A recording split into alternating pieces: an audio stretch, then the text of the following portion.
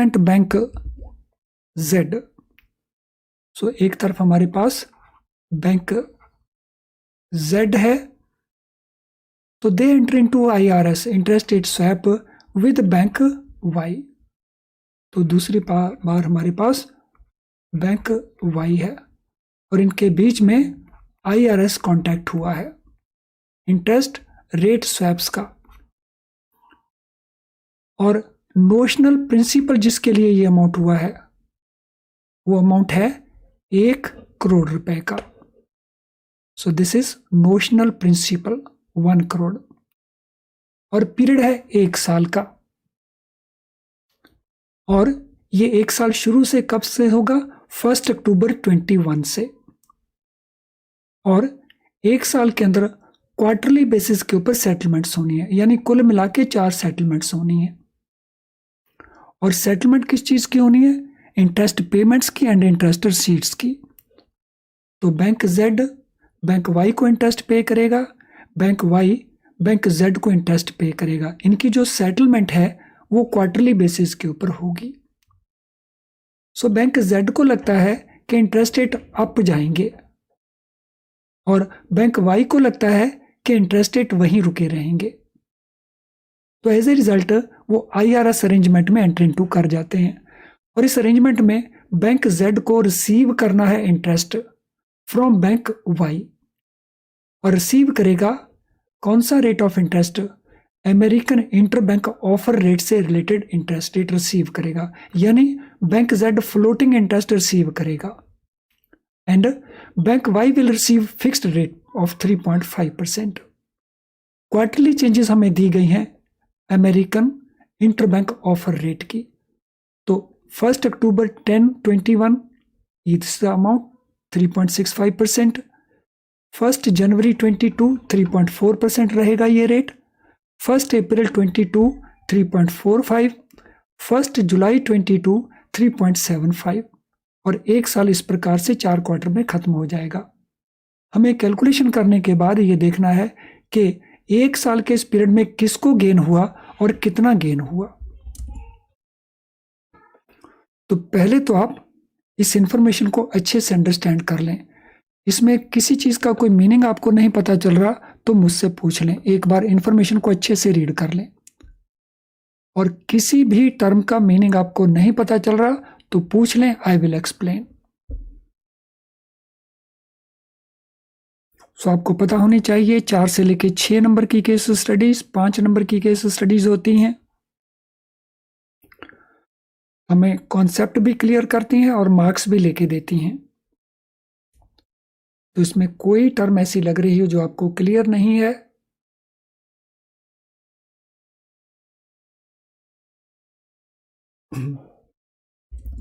any term you feel like it is not clear to you,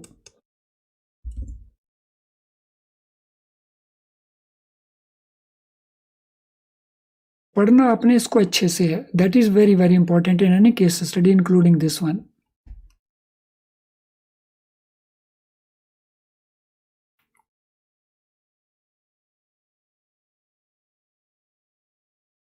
if you have read it properly मुझे confirm कर दीजिए, if you understand it properly मुझे confirm कर दीजिए, so that हम solution की तरफ चलेंगे।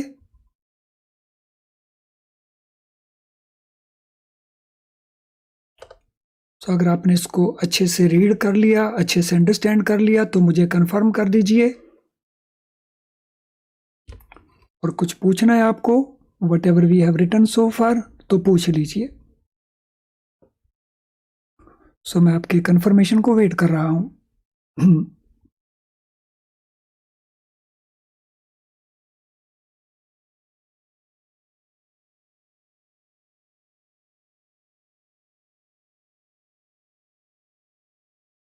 So anything, anyone wanting to ask?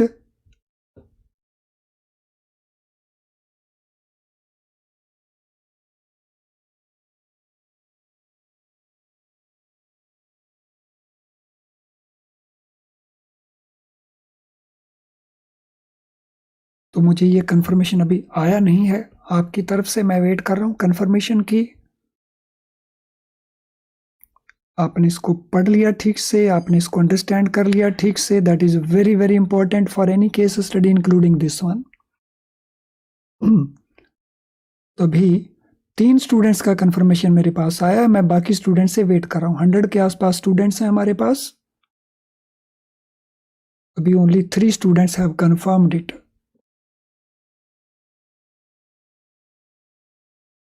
बाकी स्टूडेंट फटाफट कंफर्म कर देंगे, आई एम वेटिंग। क्योंकि कैलकुलेशंस हमने शुरू कर ली, फिर नोट करने का, अंडरस्टैंड करने का समय नहीं होगा, फिर केस स्टडी को अंडरस्टैंड करने का टाइम होगा फिर वो हमारा। चलिए शुरू करते हैं। So what we have to do in this case study, solution के लिए हमें फर्स्ट क्वार्टर में व्हाट विल हैपन, पहले क्वार्टर में क्या होगा। पहले तो हम इस बात का ध्यान रखें कि इसके अंदर Z को मिलना है फ्लोटिंग रेट, क्योंकि Z को लगता है ये रेट मूव अप करेंगे, इसलिए वो चाहता है कि बैंक वाई उसको फ्लोटिंग रेट दे दे। और फ्लोटिंग रेट किसके साथ लिंक है, एमेरीबोर के साथ। तो एमेरीबोर रेट्स यहां पे हमें दिए हुए हैं। 1 अक्टूबर 21 को ये रेट 3.65 है, जबकि फिक्स रेट 3.5 है। तो फिक्स रेट 3.5 है। तो इस केस में बैंक Z वो 3.5 देगा बैंक Y को। सो Z टू Y, और यहां पे Y देगा बैंक Z को। So bank Y will pay to bank Z। कितना पे करेगा, any answer, difference amount pay करेगा। कितने अमाउंट के ऊपर, 1 करोड़ के ऊपर। कितने पीरियड के लिए, क्वार्टर के लिए। सो कितना डिफरेंस पे किया जाएगा by bank Y to bank Z। आपको डिफरेंस बताना है कितना पे किया जाएगा। सो डिफरेंस किसका, इन दोनों का, 3.65 का और 3.5% का। सो डिफरेंस है 15 बेसिस पॉइंट्स का। सो 15 बेसिस पॉइंट्स का इंटरेस्ट बैंक वाई पे करेगा बैंक Z को। तो देख लेते हैं इसका कैलकुलेशन। 1 लाख का हमारा अमाउंट है, 15% रेट ऑफ इंटरेस्ट है, 1 क्वार्टर के लिए 3/12 हो गया, 3 महीने के लिए 12 महीने में से। तो ये वैल्यू पे करेगा bank Y to bank Z। इस कैलकुलेशन में मुझे बता दिए किसी को किसी प्रकार का कोई इशू है तो अंडरस्टैंड करने में। तो पहले क्वार्टर के लिए बैंक वाई पे करेगा, क्योंकि इस केस में जो फिक्स्ड रेट है वो कम है और फ्लोटिंग रेट ज्यादा है, तो बैंक वाई बैंक Z को पे करेगा। इसको अंडरस्टैंड करने में कोई डिफिकल्टी हो किसी को मुझे बता दीजिए, अदरवाइज कंफर्म कर दीजिए कि यहां तक आपको कोई प्रॉब्लम नहीं। Till this point there is no problem. Smiling icon post करके मुझे कंफर्म कर देंगे, और अगर पूछना कुछ तो पूछ लीजिए।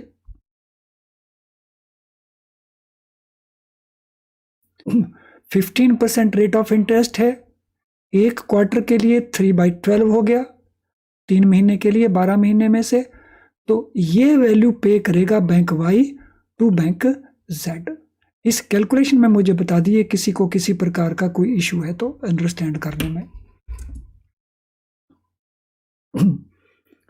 तो पहले क्वार्टर के लिए बैंक वाई पे करेगा, क्योंकि इस केस में जो फिक्स्ड रेट है वो कम है और फ्लोटिंग रेट ज्यादा है, तो बैंक वाई बैंक Z को पे करेगा। इसको अंडरस्टैंड करने में कोई डिफिकल्टी हो किसी को मुझे बता दीजिए, अदरवाइज कंफर्म कर दीजिए कि यहां तक आपको कोई प्रॉब्लम नहीं। Till this point there is no problem. Smiling icon post करके मुझे कंफर्म कर देंगे, और अगर पूछना कुछ तो पूछ लीजिए।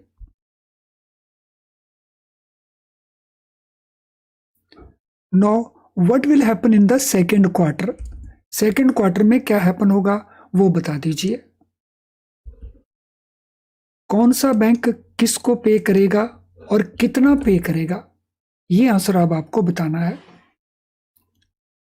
सो सेकेंड क्वार्टर में जो फ्लोटिंग रेट है वो 3.4 है, जो बेंचमार्क रेट है, और फिक्स रेट तो वही रहेगा 3.5। तो इस केस में कौन सा बैंक किसको पे करेगा और कितना डिफरेंस पे करेगा? Which bank will pay to which bank and how much difference? Second quarter में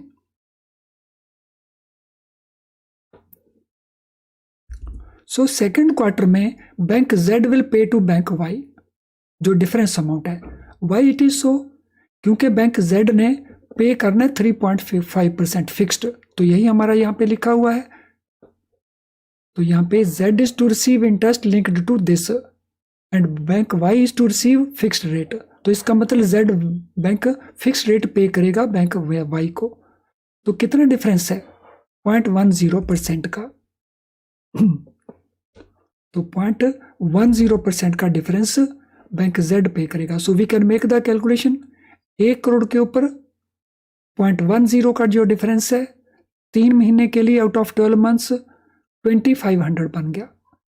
तो ये अमाउंट पे करेगा bank Z to bank Y। I hope यहां तक हर चीज क्लियर है। अब थर्ड क्वार्टर के ऊपर चलते हैं। थर्ड क्वार्टर में व्हाट इज द पोजीशन? कौन बैंक पे करेगा किसको और कितने % डिफरेंस पे करेगा सेटलमेंट के लिए? थर्ड क्वार्टर के लिए which bank will pay and what will be the difference rate? कौन सा बैंक पे करेगा किस बैंक को? Third quarter which bank will pay to which bank, ये बता दीजिए केवल थर्ड क्वार्टर के लिए।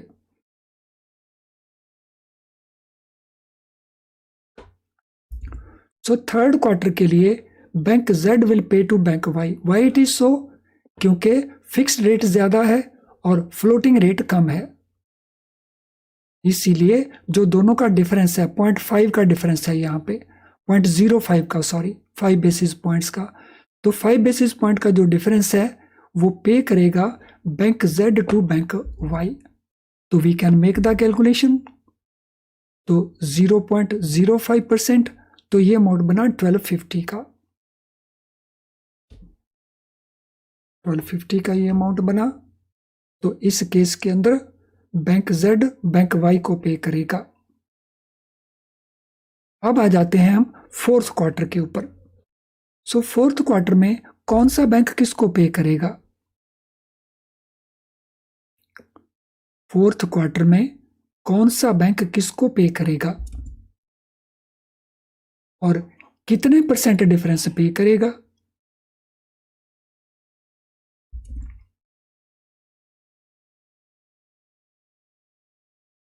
कितने % डिफरेंस पे किया जाएगा?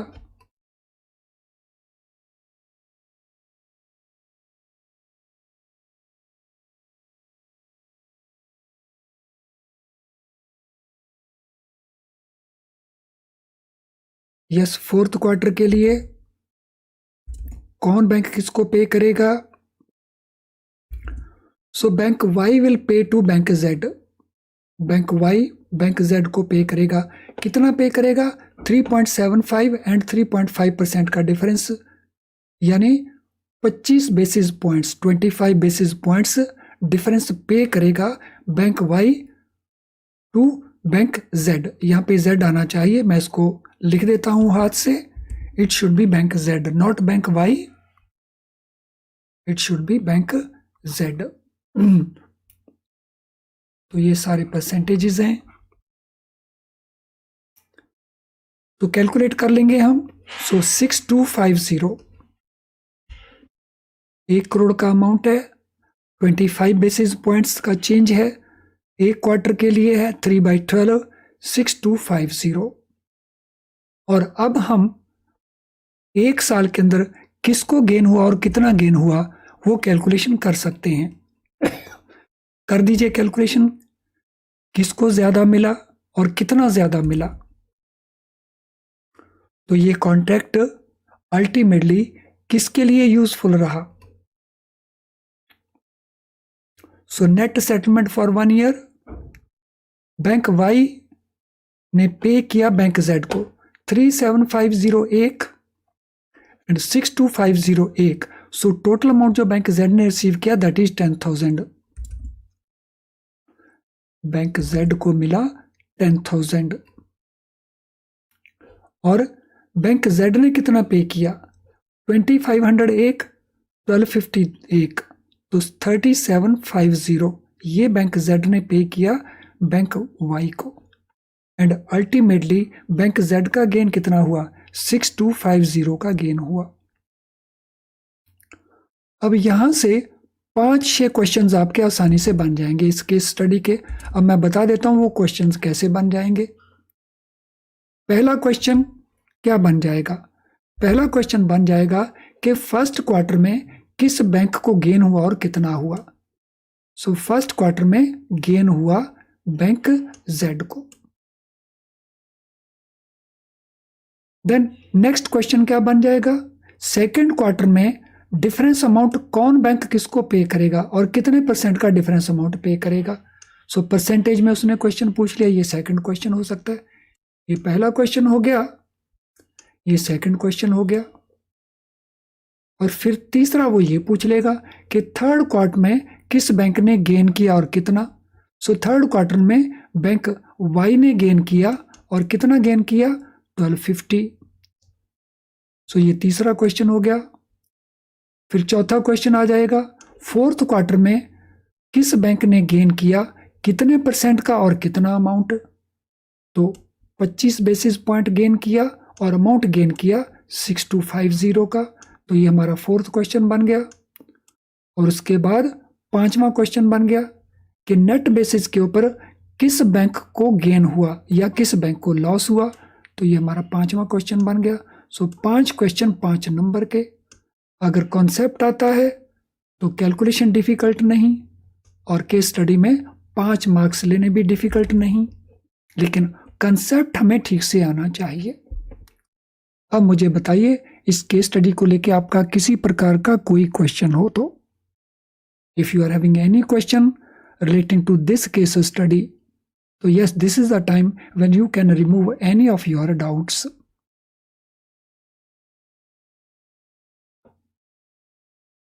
सो किसी का कोई क्वेश्चन हो, किसी का कोई डाउट हो, किसी भी तरह का, you can remove your doubts right now.